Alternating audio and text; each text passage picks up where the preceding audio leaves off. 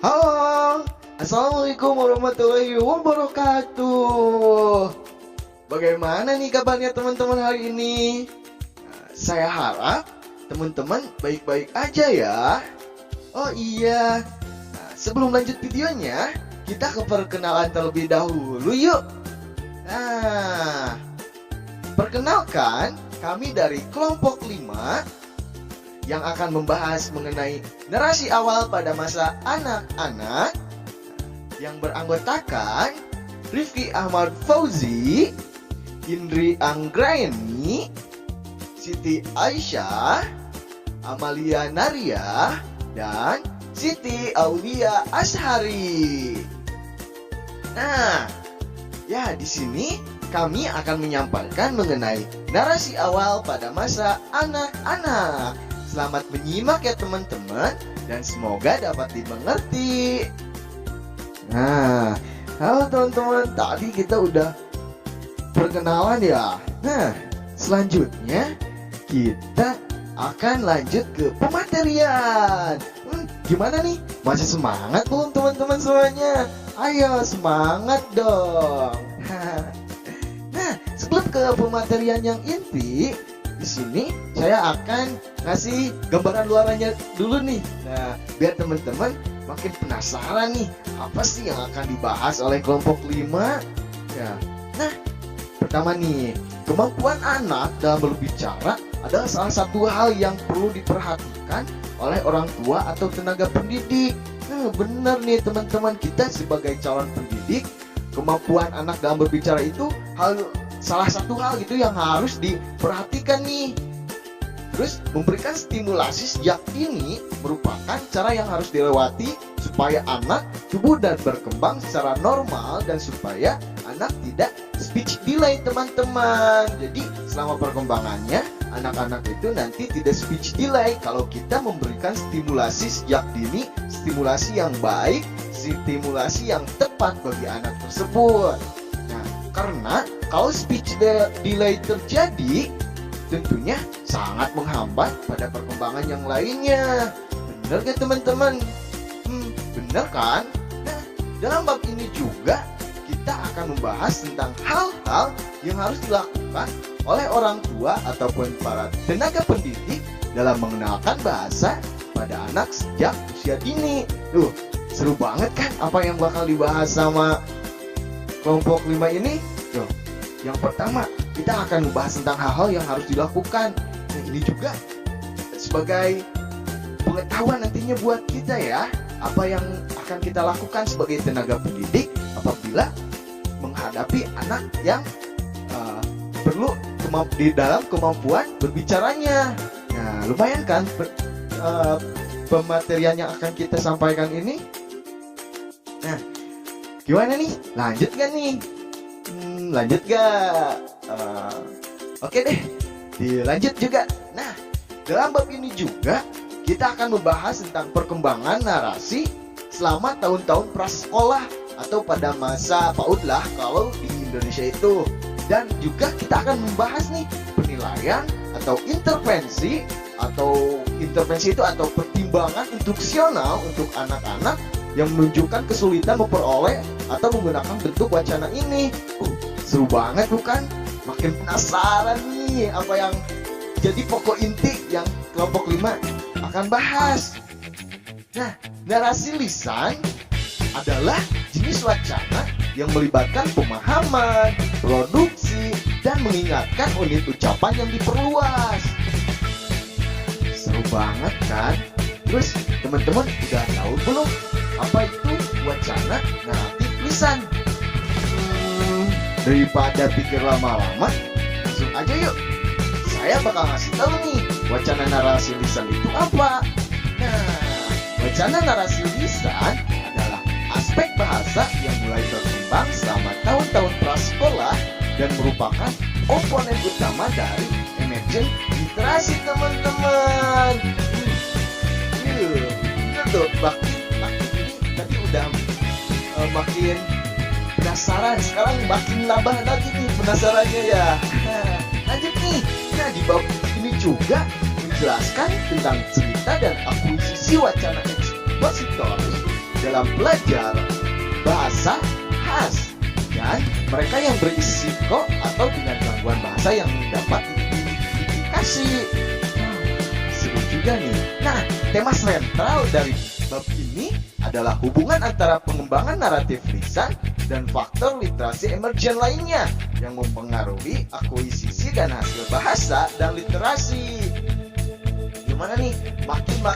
Makin penasaran banget kan teman-teman yang apa yang bakal dibahas oleh kelompok 5? Nah nih, aku mau nambah lagi nih yang buat teman-teman penasaran dan makin pengen terus lanjut nonton video ini. Apa ya? Nah, dalam buku ini kebahasanya itu cukup lumayan rumit loh. Wah, bener nih, lumayan rumit nih. Nah, karena di dalam khususnya dalam bab 5 ini, pada buku ini kita dapat mengetahui pentingnya literasi bagi anak usia dini. Nah, jadi itu adalah materi inti yang dapat diambil mengenai narasi anak. Tapi kata-katanya itu cukup rumit. Tapi nah, daripada teman-teman penasaran, nanti kita akan sampaikan dengan bahasa kita sendiri supaya teman-teman mengerti, oke? Nah, di sini nih literasi terakhir nih. Nah, menurut Holiday dan Hasan pada tahun 1976, narasi adalah bentuk utama teks atau wacana karena merupakan bagian linguistik dengan panjang yang berbeda-beda yang menciptakan satu kesatuan yang utuh, teman-teman. Gimana nih? Mau lanjut gak videonya? Mau lanjut gak nontonnya nih? Udah penasaran banget kan? Oke teman-teman, ayo kita lanjut ke pembahasan selanjutnya teman-teman. Nah, oke kita lanjut nih teman-teman. Makin semangat nih, makin siap, harus makin semangat teman-teman. Oke. Di sini ada pertanyaan nih.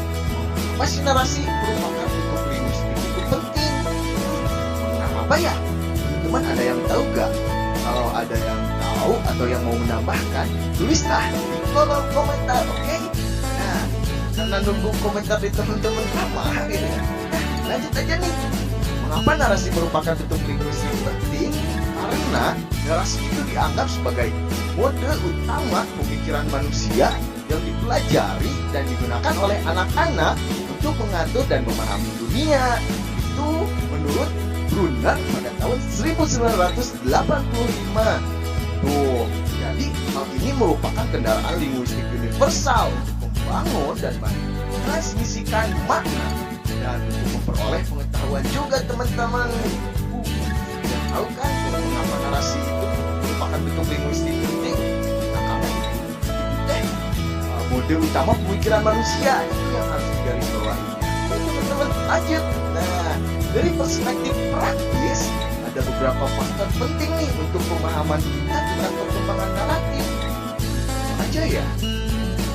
Nanti lebih jauhnya nanti akan dijelaskan oleh anggota kelompok 5 nih.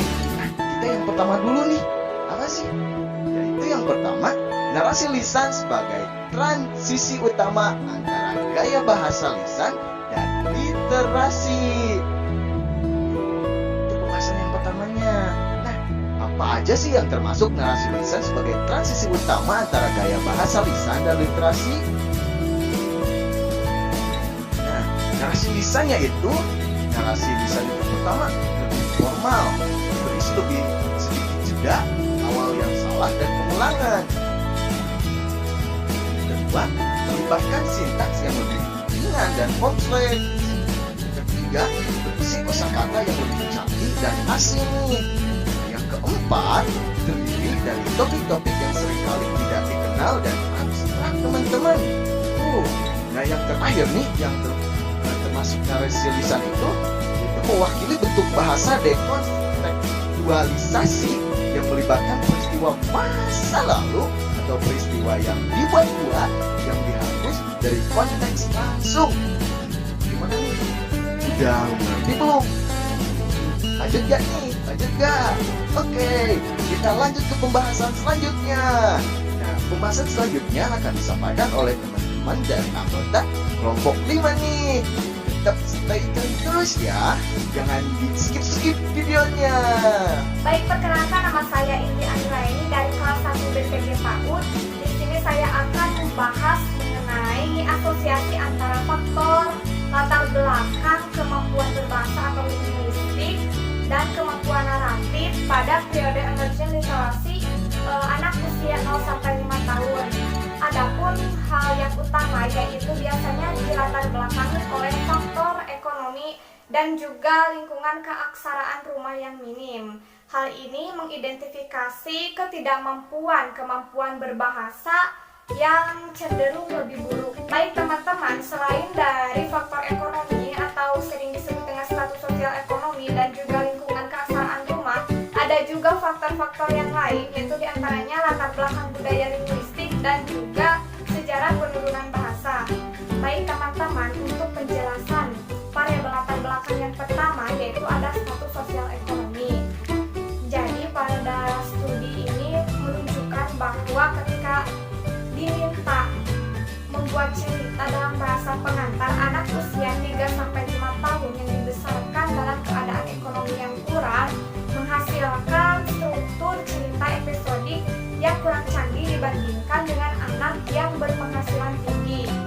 Adapun upaya yang dilakukan dari hasil studi penelitian ini yaitu intervensi berbagi buku terhadap orang tua yang berpenghasilan rendah, dan hasilnya yaitu telah memuat secara efektif dalam hal memfasilitasi perkembangan narasi yang lebih kompleks terhadap anak, tetapi kekurangannya yaitu tidak ada korelasi yang kuat antara status sosial ekonomi yang rendah dengan kompleksitas naratif. Baik, yang kedua yaitu lingkungan literasi rumah. Membaca buku merupakan salah satu aspek dari lingkungan keaksaraan rumah yang berkontribusi terhadap perkembangan bahasa atau lisan anak dan juga menyediakan sumber kekayaan untuk memperoleh keterampilan narasi emergent lainnya. Adapun dalam hal ini harus dilakukanlah koordinasi antara orang tua dan anak dalam berbagi konten bahasa, gambar buku anak, proses belajar mengajar mengenai literasi untuk meningkatkan kemampuan bahasa atau linguistik terhadap anak. Yang ketiga yaitu latar belakang budaya atau linguistik. Narasi bersifat spesifik budaya yang mana mencerminkan nilai-nilai masyarakat yang diserap oleh anak melalui interaksi sosial atau sosialisasi dengan keluarga terdekatnya maupun dengan masyarakat atau lingkungan budaya yang berada di sekitarnya. Nah, hal ini menunjukkan bahwa latar belakang budaya itu dapat mempengaruhi atau melatar belakangi kemampuan narasi atau kemampuan berbahasa pada anak. Yang terakhir yaitu sejarah penurunan bahasa. Studi penelitian menunjukkan bahwa terdapat siswa sekolah dasar yang mengalami kesulitan dalam hal berbahasa dan juga tidak memiliki keterampilan naratif yang disebabkan oleh kurang optimalnya dalam hal peningkatan kemampuan berbahasa pada usia 4 dan 5 tahun. Ketidaksesuaian pencapaian perkembangan sesuai dengan usianya, hal ini menjadi faktor penghambat dalam hal perkembangan bahasa ke tingkat selanjutnya. Contohnya yaitu anak tidak memiliki kemampuan yang lebih canggih dalam hal menyusun ide wacana yang diperluas untuk kebutuhan narasi. Oleh karena itu, sejarah penurunan bahasa menjadi salah satu faktor besar yang merupakan fondasi bagi kemampuan anak dalam berbahasa dan juga harus dioptimalkan oleh orang tua untuk meningkatkan kemampuan berbahasa anak. Yang ketiga yaitu asosiasi pengetahuan naratif dengan pengembangan literasi. Pengembangan kemampuan naratif awal. Studi tentang pengembangan naratif berpusat pada konten teks dan fitur struktur teks. Analisis isi teks atau analisis makro biasanya menganalisis narasi pada tingkat kata, rasa, atau kalimat dan mengidentifikasi fitur permukaan teks, termasuk ukuran produktivitas dan organisasi gramatikal. Analisis makro adalah pendekatan yang lebih global yang meneliti makna teks yang mendasari dan struktur struktur teks pada tingkat wacana yang terhubung. Baik pendekatan mikroanalitik dan makroanalitik telah digunakan untuk mempelajari perkembangan ekspositori dan narasi cerita. A. Pendekatan mikroanalisis atau esoteris. Pemahaman kita tentang pengembangan konteks narasi relatif, tapi menunjukkan kemajuan kecanggihan linguistik. Yang pertama yaitu usia 1 dan 3 tahun. Anak-anak menggunakan banyak elemen prosodi untuk membawa alur cerita, misalnya intonasi, ulangan bunyi, dan kata. Mungkin karena mereka memiliki penguasaan yang lebih besar atas sistem fonologis daripada sistem semantik dan sintaksis. Yang kedua yaitu usia 3 dan 5 tahun. Narasi anak-anak meningkat dalam kompleksitas dan keragaman semantik dan panjangnya.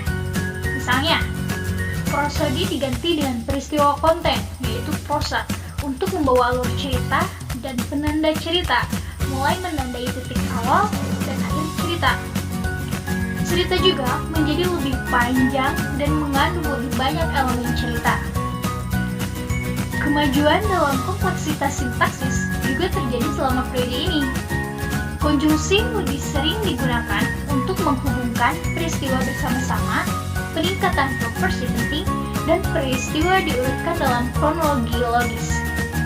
Narasi semakin banyak terjadi dalam bentuk lampau yang mencerminkan kemampuan anak-anak yang tumbuh untuk mendekontekstualisasikan atau menjauhkan peristiwa linguistik dari batasan realitas sehari-hari juga terjadi selama periode ini. B. Pendekatan makroanalisis atau struktur. Studi yang lebih ekstensif telah dilakukan di tingkat makroanalitik. Narasi paling awal anak-anak muncul sekitar usia 2 hingga 3 tahun dengan munculnya skrip, yang merupakan urutan peristiwa yang menceritakan pengalaman rutin yang sangat familiar, seperti pergi ke pesta ulang tahun atau berjalan-jalan ke kebun binatang. Skrip dianggap sebagai jenis skema naratif karena mencerminkan representasi terorganisir dari pengalaman dan pengetahuan anak tentang narasi. Selanjutnya yaitu narasi acara pribadi atau PEN. Muncul lebih lambat dan mungkin tumpang tindih dengan skrip. PEN melibatkan penceritaan peristiwa masa lalu yang pernah dialami oleh anak atau orang lain. Bentuk ini secara kognitif lebih kompleks karena memerlukan beberapa perencanaan dan pengurutan peristiwa tanpa struktur yang disediakan a priori. Ini juga memerlukan tingkat pengambilan perspektif untuk menentukan apa yang sudah diketahui dan perlu diketahui pendengar. Bentuk naratif awal ini memberikan dasar di mana anak-anak memperoleh kemampuan untuk membangun narasi fiksi atau cerita imajiner. Dan selanjutnya yaitu narasi cerita muncul sekitar usia 5 tahun. Anak-anak memperoleh struktur dasar cerita yang disebut sebagai skema cerita, yang melibatkan pengetahuan bahwa sebuah cerita memiliki awal, tengah, dan akhir dengan tema atau plot yang menghubungkan peristiwa. Pengetahuan ini memunculkan narasi fiksi dan anak-anak mulai memahami dan menghasilkan cerita tentang pengalaman yang dibuat-buat yang bukan merupakan bagian dari teks langsung. Studi cross-sectional dan longitudinal dari berbagai disiplin ilmu perkembangan telah berkontribusi pada pemahaman kita tentang pengembangan struktur cerita. Berdasarkan karya ini, dan khususnya dari Eppolini tahun 1978 dan Stein dan Glenn pada tahun 1979, 5 tahap yang menjadi cerita perkembangan cerita awal anak. Yang pertama yaitu HIP, usia 2-3 tahun, yaitu daftar ide yang sederhana tanpa urutan tertentu. Yang kedua, deskripsi, itu berisi informasi tentang kepribadian dan ciri fisik tokoh utama. Yang ketiga, urutan tindakan, merupakan peristiwa cerita terhubung melalui hubungan temporal, tetapi tidak secara kausal. Dan yang keempat, deskriptif atau disingkat dengan naratif. Usia 3-4 tahun. Peristiwa terkait secara temporal dan kausal, tetapi tidak ada tindakan berbasis tujuan. Dan yang kelima yaitu narasi yang benar atau klasik. Usia 5 tahun. Peristiwa dirangkai secara logis, satu sama lain, dan dengan karakter atau tema sentral.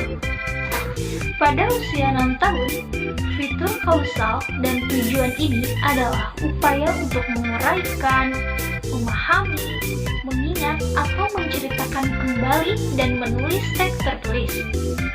Namun, telah berulang kali dibuktikan bahwa anak-anak dan remaja dengan kekurangan membaca dan menulis mengalami kesulitan memahami cerita, menghasilkan cerita mereka sendiri, dan menceritakan kembali cerita yang diceritakan atau ditulis oleh orang lain.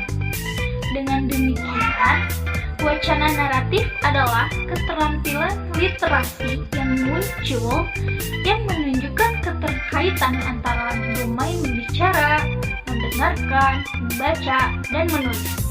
Proses pencegahan. Tujuan utama pencegahan adalah untuk mempromosikan kesempatan bagi anak-anak untuk memiliki interaksi yang bermakna dan berhasil dengan bentuk naratif. Pencegahan melibatkan kolaborasi antara spesialis anak usia dini, misalnya guru prasekolah dan ahli patologi bicara bahasa atau FLP, dan orang tua untuk memastikan bahwa anak-anak memiliki kesempatan untuk berpartisipasi dalam kegiatan naratif, baik di rumah maupun di lingkungan prasekolah atau pendidikan anak. Adopsi model pencegahan berarti mengambil sikap proaktif untuk mengidentifikasi masalah sebelum tamat anak-anak dan kelas 1. Ketika anak-anak didorong ke dalam pengajaran keaksaraan formal dan mungkin tidak dilengkapi untuk mempertahankan kecepatan pengajaran dan meningkatkan tuntutan akan cerita dan pengetahuan ekspositori. Prinsip penilaian dan intervensi atau instruksi. Evaluasi dan penanganan masalah wacana naratif dipandu oleh sejumlah prinsip umum. Yang pertama, penilaian dan intervensi atau kegiatan instruksional harus sesuai dengan perkembangan dan mendukung berdasarkan usia anak, tingkat fungsi kognitif dan linguistik, dan tahap perkembangan naratif. Yang kedua, prosedur instruksional harus tepat terhadap anak-anak. Yang ketiga, praktik penilaian dan intervensi harus didasarkan pada bukti ilmiah. Yang keempat, instruksi harus dilakukan secara otentik dan alami, yaitu ekovalid secara logis.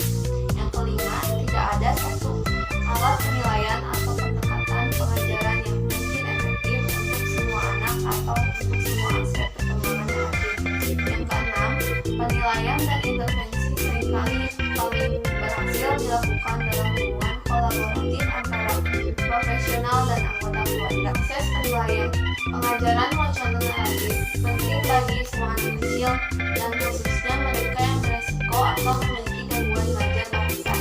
Tujuan utama dari pengajaran ini adalah untuk memaksimalkan keterampilan wacana naratif reseptif dan ekspresif anak-anak. Penilaian naratif memerlukan administrasi tindakan informal dan referensi kriteria, karena tes referensi norma dan standar tidak tersedia untuk mengevaluasi dimensi pengetahuan linguistik pada anak-anak. Rangka evaluasi naratif dipandu oleh literatur perkembangan tentang akuisisi naratif pada anak-anak dengan perkembangan bahasa yang khas. Perkenalkan, saya Amalia. Di sini saya akan menjelaskan mengenai proses naratif atau introduksi dalam narasi awal pada anak-anak. Dalam pengembangan naratif perlu dimulai pada awal periode anak masuk sekolah atau periode prasekolah untuk mempersiapkan anak-anak dalam hal pengajaran keaksaraan atau pengajaran terhadap penulisan serta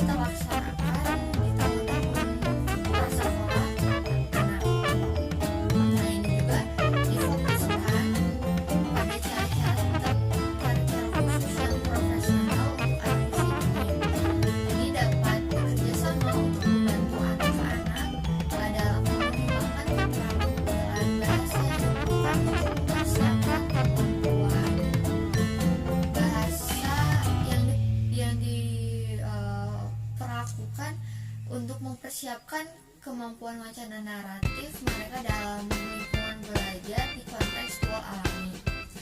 Lalu kesimpulan dalam naratif awal pada anak-anak ini bahwa narasi ini menjadi salah satu mode utama dalam pemikiran manusia yang dipelajari untuk memahami dunia serta dalam kehidupan anak usia dini. Nah, dalam kemampuan naratif ini sangat dipengaruhi oleh kondisi sosial lingkungan, baik itu secara kondisi ekonomi, lingkungan literasi, maupun budaya. Lalu studi dan fitur struktur teks yang ada di dalam ini mengenai pembangunan naratif yang berpusat pada konteks teks dan fitur struktur teks, serta dalam mengimplementasi anak-anak yang memerlukan waktu dan tahap-tahap untuk beradaptasi dalam pembelajaran ini hingga sang anak benar-benar menguasai kemampuan naratifnya. Lalu dalam hal ini juga peran orang tua dan pemerintah sangatlah diperlukan untuk mendukung keterampilan naratif setiap anak yang ada, sehingga ketika anak mulai